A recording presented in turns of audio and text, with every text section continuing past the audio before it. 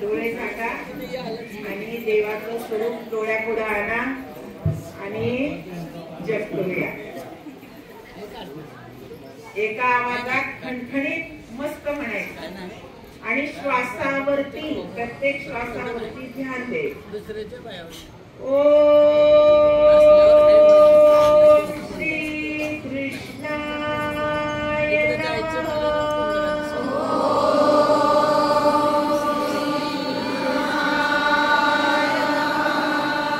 वा वा, पण ह्याच्यापेक्षा अजून जोरात आवाज पाहिजे मला. ओम श्री कृष्णाय नमः.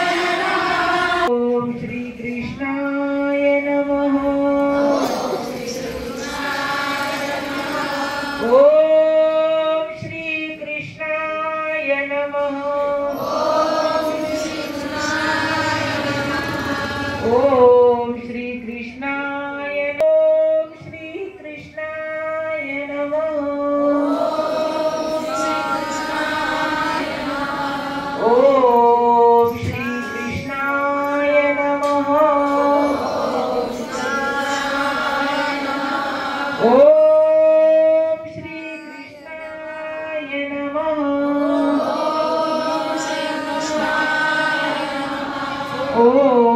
श्री कृष्णाय नमः।